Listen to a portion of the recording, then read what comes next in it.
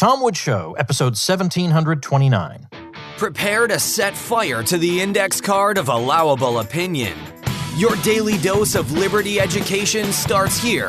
The Tom Woods Show. A lot of our people complain that the Pentagon spends and wastes a lot of money, but the damage it does to the American economy and to American society is much greater than just that. It deforms the economy in ways most people don't even realize. Get the full story in my free ebook, The Pentagon versus the Economy. Pick it up at militaryeconomy.com. Hey everybody, Tom Woods here. Delighted to welcome back to the show Sheldon Richman, who has done many, many things in the libertarian world over the course of his life. He's edited The Freeman, published by the Foundation for Economic Education. He's written many books, and we've talked about a couple of them in the past. We're talking today about his brand new book, What Social Animals Owe to Each Other. And he, of course, runs the Libertarian Institute with Scott Horton, and I sit on the board of the Libertarian Institute. Sheldon, welcome back. Great to be back. Thank you for inviting me.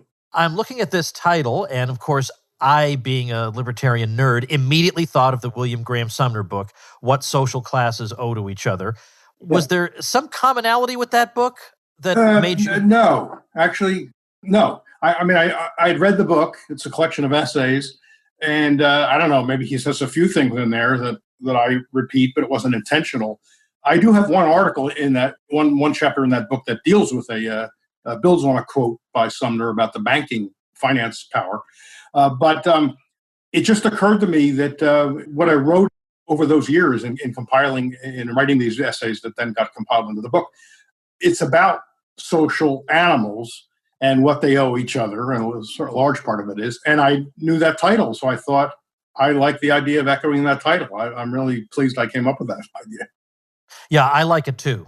So what I want to do with this book, because it's got so much material on so many topics, that I think I might want to just milk this baby for all it's worth. As many Tom Woods Show episodes I can wring out of this thing. Because as I went through, I could see that it's not just slapdash. You've arranged it in a way that's thematic and makes sense. And in particular, maybe the first 10 chapters or so are really, truly foundational about why we believe what we believe and what the foundations of that are. And there's controversy among libertarians, of course, as how do we ground what we believe in? You know, do we ground it this way, using that sort of argument, that sort of argument? And you make a repeated reference to Roderick Long and his Aristotelian approach to this. So this is a very, very rich 10 chapters. So I think I'm just going to, as I mentioned before we started recording, I'm going to hone in on those, especially because I think you have a unique take on it. And I'd like to just pick your brain a little bit on some of this stuff, because even I sometimes feel, I'm not even sure how convincing I sound sometimes when it gets to fundamental things. Because that's the real problem is first principles. Once you get those first principles and you're really committed to them, then an awful lot does follow. So the real question is, how do we persuade people of those first principles, especially when there are people who have different first principles who can defend them. Like, first of all, frankly, I'm sorry, I'm talking too much, but anarcho-communists can actually defend their position on property in a way that is not immediately ridiculous sounding. I think some libertarians don't realize that. They think, well, we're just obviously correct. Well, if you debate a really smart one of those guys, it's a little bit murkier than you think. So let's just start off with the idea of non-aggression, because that's where you start. Yeah. And you describe it, interestingly, not as just leave people alone, but you describe it as an obligation. That non-aggression is a kind of obligation that we share. That's true. I mean, it's been, over the years, it's been called the non-aggression principle, right? The NAP, the non-aggression axiom. Murray Rothbard, who I knew and was mightily influenced by over the years, called it the non-aggression axiom. I guess it's been called other things too. But as I was writing that piece, and that's the title piece, I believe, right? What social animals owe to each other. Yes. Which then the whole book got its title from.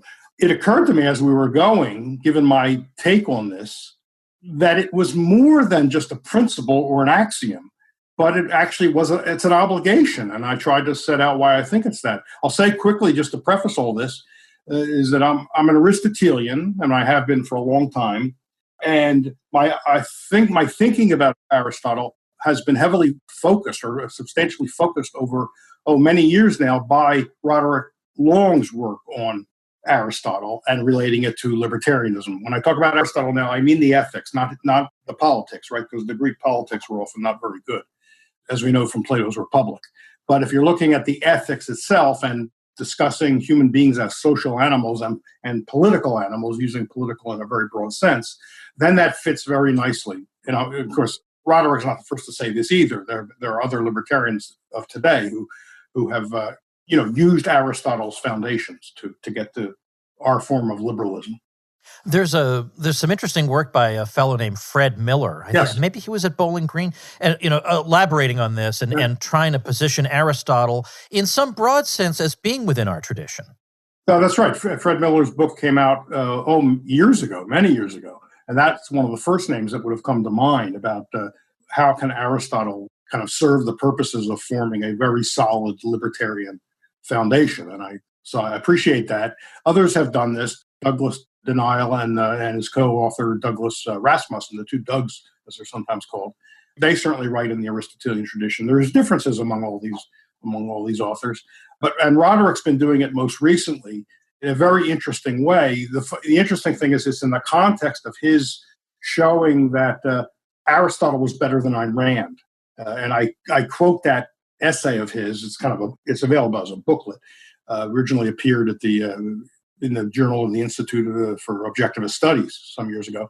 And it's wonderful because it's such a great elaboration of Aristotle's views on, and he does this in other places too, but views on how we can acquire real knowledge of the world, and also what is the nature of human beings, of the human animal, that I think you get as Roderick does, you get a fantastic foundation for libertarianism.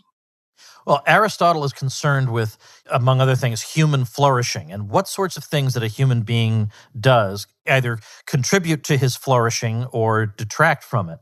And Roderick then links, and then you, elaborating on this, link this idea of human flourishing to, well, I don't want to give it all away because I think it's beautifully laid out. How do we connect human flourishing, properly understood, with a libertarian political view? Well, I think what you find in Aristotle, and again, Roderick, hope I don't mention his name too many times. It's going to sound like you should have had Roderick Long on.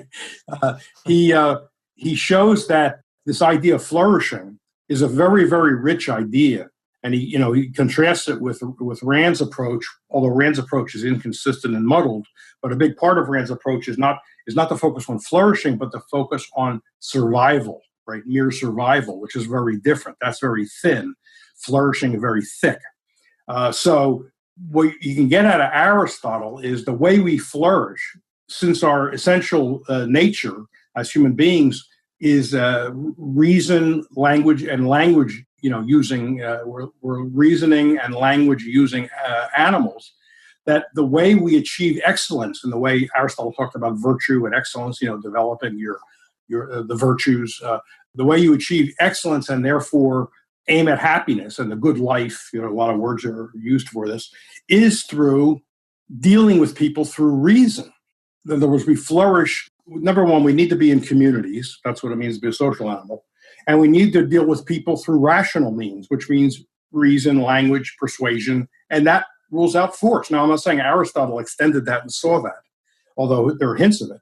But the point is, it doesn't matter what the original thinker thinks. He could easily miss some interpretation or implication of his own view.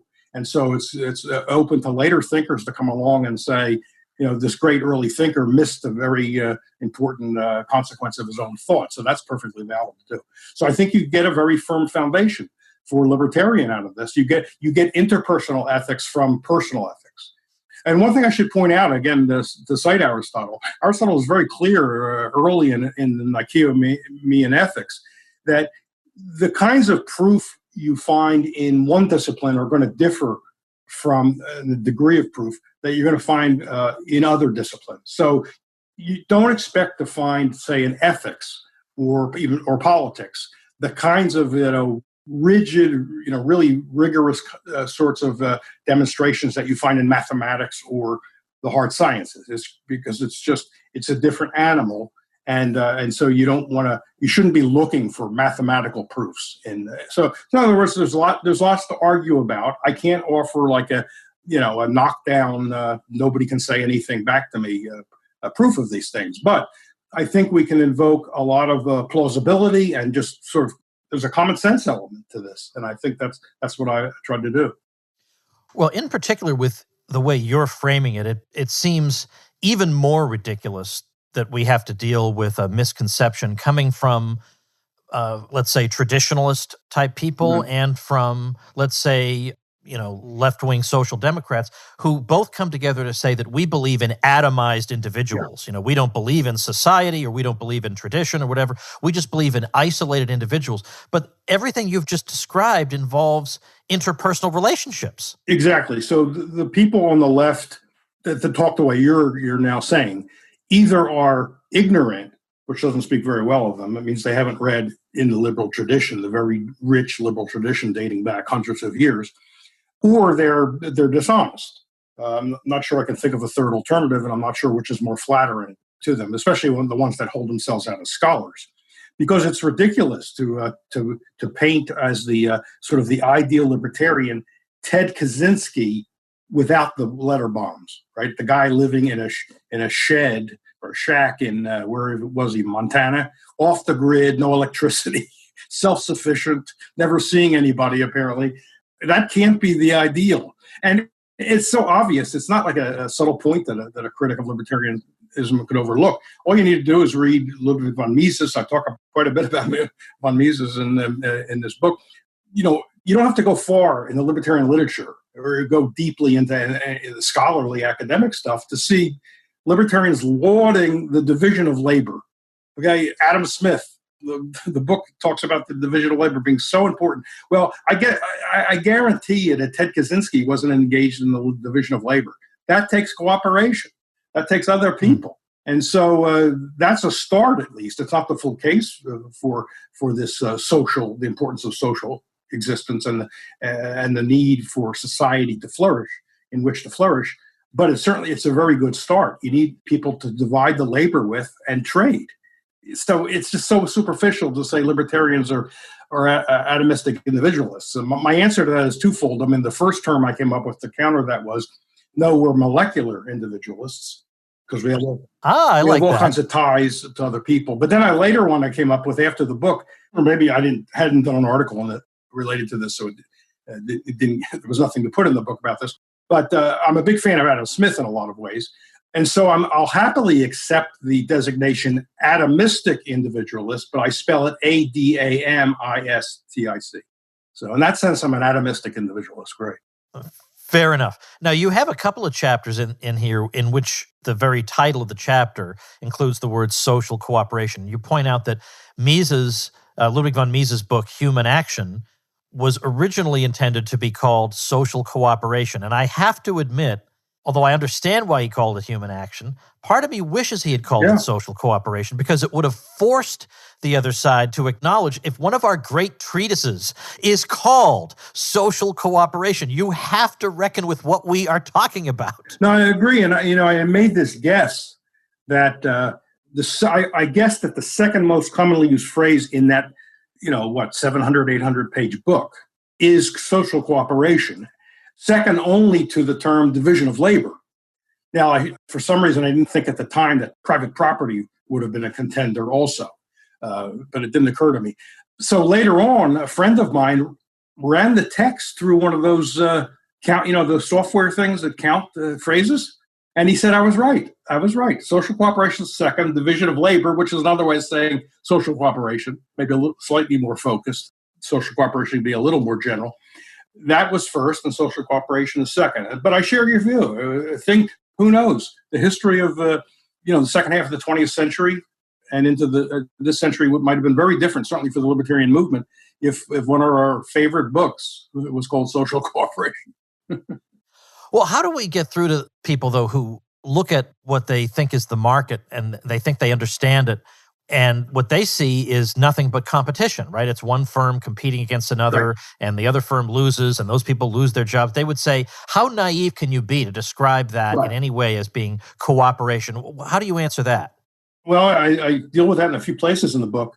That anticipates a later chapter beyond the section you're talking about, where I say that a lot of people, I get the feeling that a lot of people's objection to the market is not ethical or historical or economic, but aesthetic. Some people who probably, I'm sure, think of themselves on the left, think of the market as ugly. And because they think the components of it are ugly, and competition is one of those. And the mistake they make is to assume the opposite of competition is cooperation. Cooperation sounds warm and fuzzy. Competition is what? Quote, cutthroat, right? Dog eat dog. It's ugly. Cooperation's nice. Oh, kumbaya. We all get together around the campfire and sing songs. And then the next day we all cooperate. I try to point out there are two sides of the same coin. Look, I walk into a shopping mall, not these days because of the pandemic. I walk into the shopping mall and need shoes. I see in the shopping mall 3 shoe stores. Okay, what's going on there? Well, I'm going into the shopping mall to cooperate with somebody in order to get shoes. I'm not a shoemaker, so I got to cooperate with someone to get shoes. There are 3 sellers in there, each vying to cooperate with me to be the one. I'm only going to buy 1 pair, so I got to pick one store out. Now, the relationship among the three of them, we can call competition. One of them is going to win the sale, and 2 are going to not win the sale. But what they're competing to do is what? Cooperate with me. So competition is merely part of my being free to decide with whom I wish to cooperate. It really is that simple. The alternative would be some sort of compulsory cooperation, but that doesn't sound so warm and fuzzy anymore, does it?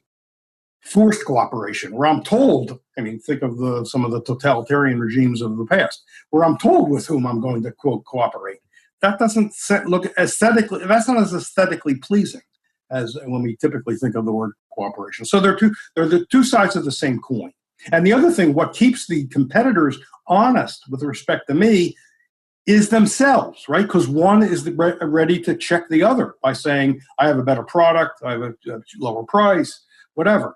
So if they're free and they get no privileges from the state in any way, then they check each other, which is the benefit to me, right? The potential cooperator. Everybody, let's take a quick break to thank our sponsor, Hydrant. Now, I just went on this very week my first hike ever in my entire life. Can you imagine Tom Woods hiking? I'm in South Dakota this week, enjoying the free state of South Dakota. And when I started my day, I started with Hydrant. If you wait till you feel thirsty, it's too late, you're already dehydrated. And drinking water has all kinds of great health effects. And Hydrant makes it easy. It's a refreshing electrolyte powder you mix directly into water, more efficiently and effectively hydrates your body, keeps you going for longer. Each rapid hydration mix has the 4 essential electrolytes your body needs: sodium, potassium, magnesium, and zinc, and it really packs a punch. Comes in a variety of flavors. These days, my favorite is iced tea lemonade, but also there's fruit punch, blood orange, and more. Refreshing and delicious, and I feel great after. Try it for yourself, see what I'm talking about. Tastes incredible, and it works. We've got a special deal for our listeners to save 25% off your first order. Go to drinkhydrant.com/woods or enter our promo code WOODS at checkout. That's drinkhydrant.com/woods and enter promo code WOODS for 25% off your first order. Drinkhydrant.com/woods and enter promo code WOODS to save 25%, and we thank them for sponsoring the podcast. All right, I'm going to switch gears entirely because I want to make sure that we get to all the topics that I selfishly desire be covered. And one of them involves an exchange you had with somebody, a non-libertarian, who thought that you had involved yourself in circular reasoning, or you were kind of begging the question, because he's saying that libertarians say they believe in non-aggression. But look, suppose I'm just walking around on some land that some libertarian claims has come into his ownership. But I'm not physically aggressing against anybody. I'm just having a peaceful walk, and he thinks he can use aggression against me. Well, that goes to show libertarians are themselves the initiators of aggression in many cases, and so it all just comes down to definitions. It's not a clear-cut case of they're the good guys and we're the bad, terrible invaders, and so on and so forth. I may not be framing that debate exactly the right way, but maybe you can help me out in how you responded. That was part of the objection, and you hear this. Other people have said this over the years against this idea of private property that isn't the aggressor the person that the libertarian says is the defender. So look, let me say right up front, like Murray Rothbard and other people, Mark Roderick Long, there is a rule regarding if you're using force. For the moment, let's accept that it's defensive force. If you're using defensive force, it has to be proportional to what's, the aggression against you. And so some minor thing like someone crossing the corner of your property as a shortcut, you can't shoot that guy under, I think, a very reasonable application of libertarian natural law, natural rights. You can warn the person, and you can put up a fence if it's really, you don't want that happening. So this critic sort of left the impression that libertarians think that, if they're about to step on your toe, you can blow them away. That's just ridiculous. And I defy this person to name a libertarian who took any such position. The point about property, though, relates again to ourselves as rational social beings. I mean, one of the things rational social beings need to do to flourish, if we're flourishing, is to engage in what's been called, simply projects throughout our lives. A career would be an example of it, setting up a family, etc. All kinds of things, huge, infinite variations. But to be able to do that in a secure way, you need to be able to control some physical things. I mean, you need a place to stand, to sleep, to live, to eat. And if all that, if you had no rights to that, no valid claim to that, and no valid right to repel someone who wants to take it away from you or interfere with that, then what happens to flourishing? It goes down the drain. I don't have that text right in front of me, but later in that chapter, when I engaged with this fellow on Twitter, I think, somewhere, Facebook, Twitter, and he couldn't answer whether when a woman is repelling a rapist, whether she was an aggressor. Why wasn't she the aggressor? I mean, her body, the first property is your body, right? Slave owners and slave traders were called appropriately by the abolitionists man-stealers. Yeah. That kind of says it all. That's right, because the first property right is in yourself. Of course, Murray Rothbard used this image quite a bit, that self-ownership, very important. I think a good way to state what we're getting at here. And so why do you own yourself? I mean, I applied this critic's logic to the first property right. And he wouldn't answer me when I said, so I suppose that, that a woman who repels a rapist is maybe she's the aggressor. And he didn't respond. I mean, I think I really caught him in the corner. Yeah, that is a good one. That is a good one, because what is he going to say? Because I bet he hadn't thought in those terms before. I don't think they think about the individual and self-ownership all that much. So I think when you raise objections like this, people... Because they don't want to... Because, I'm sure he considers himself an advocate of human rights, right? Because who would say I'm not an advocate of human rights? Everybody right. Human rights. But he can't make the concession that it begins with self-ownership because, number one, they don't like that O word, right? That horrible multisyllabic O word, ownership. Because I think they realize that for them it's a slippery slope. Oh, yeah, they're going to accidentally back into libertarianism if they're not careful. That's right, and I don't see how you avoid that. I mean, why do you own yourself, but you don't own, the food you either grew or you engaged in an exchange, right, for and got the food from somebody? Why didn't you own that? Why can't someone come along and take it? It's just like why isn't it crossing somebody's property? I don't see how it differs, and so I think they fear that, and they don't have a foundation for human rights, right? The non-libertarians, because they're afraid of it if they have it. So yeah, I think it just collapses in that. Yeah, but what they're basically afraid of is that it'll turn out that those rights are far more expansive than they're willing to admit. They want some human rights, but let's be reasonable here. I'm not a huge fan of Abraham Lincoln in most respects. I don't think you are either. But, he famously said, if slavery is not wrong, nothing is wrong. I think that's a very good line. Yeah. It reminds me of H.L. Mencken's line, I don't like slavery because I don't like slaves. Not quite the same line, but what's the corollary of Lincoln's saying, which I don't think he may or may not would or would not have accepted. If it's correct to say if slavery is not wrong, nothing is wrong, then I say if self-ownership isn't right, then nothing is right. Yeah. And I don't see how you can attack that if you're going to accept the Lincoln point. And if somebody wants to reject Lincoln's point, let them have it. Go. Let me hear it. Now, I'm perfectly happy to respond to critics like the one you addressed because, I'm glad to explain myself, and sometimes it helps me to learn how to explain things better. I understand it more deeply. I'm very happy with that. But there's a part of me that thinks that in a way, we shouldn't necessarily always be the ones on the defensive, that there should be a kind of presumption in favor of our view, because really what our view amounts to is maybe what we would call, and you know what, maybe I'm stealing a phrase from Roderick Long at this point. I don't know where I got this, but it sounds like a Roderick expression. We believe in like a functional egalitarianism in the sense that there's no obvious reason that any one of us should have more power over others than any other one of us. That is to say, nobody's born with a letter on the forehead that says, okay, you can tax and regulate and imprison, but you can't. And so it seems to me that the burden is on non-libertarians to show me why, given that as I look around the human race, I don't see any natural indication that one person or one group of people is naturally meant to lord it over others.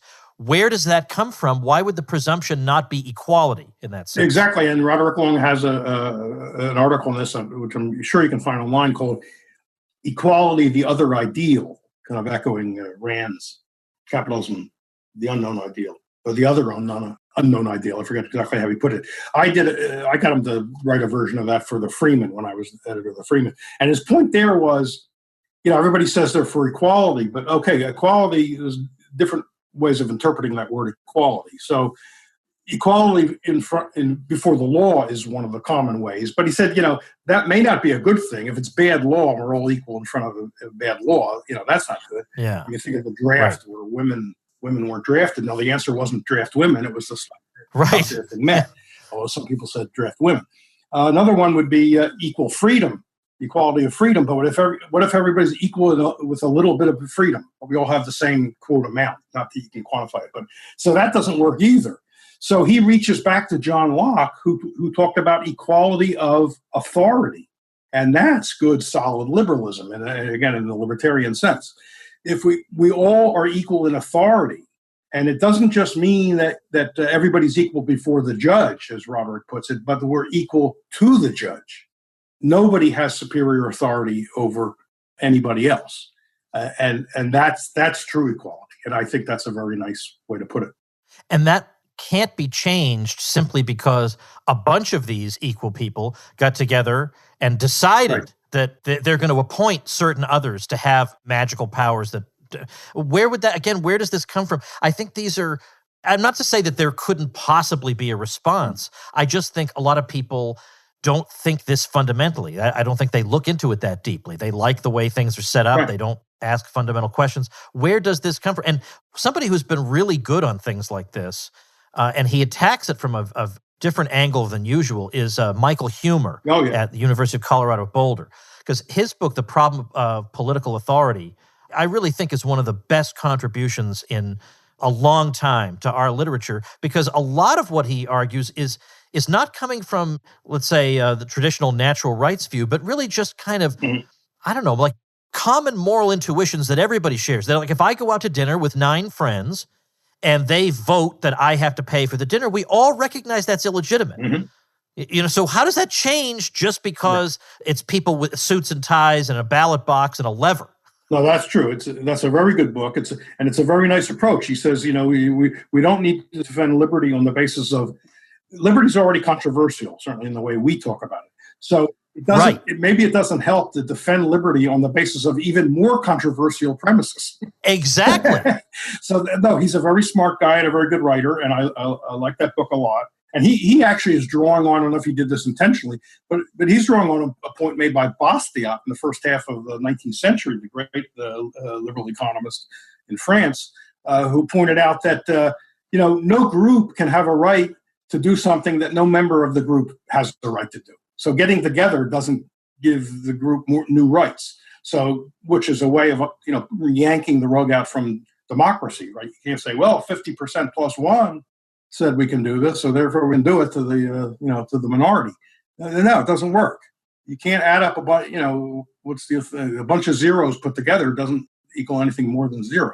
Right. I'm looking at I don't know where the heck this episode went. It seems like we just sat down. We're already finished. Well, all right, first of all, to heck with Michael Huemer for a minute. We want to promote Sheldon Richman.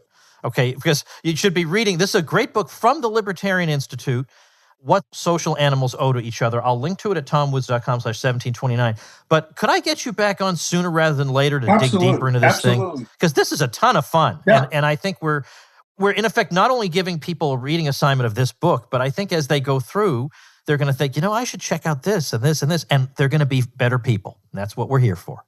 So thank you for your time today, Sheldon. I'm at your beck and call. Thank you for inviting me.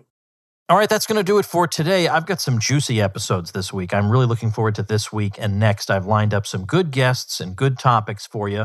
And of course, if you're not on the old Woods mailing list, well, then you're the only people in the libertarian world who aren't. And wouldn't that be a shame to be the only person out there not on the Woods mailing list, in particular because it's just so darn good. It's the only place I write really anymore. You search in vain for my articles. I just write them for my good subscribers out there. So hop on board over at wrongaboutlockdown.com. That's where you get one of my free ebooks, and you will enjoy the commentary. Trust me. So go ahead and do that, and I'll see you tomorrow.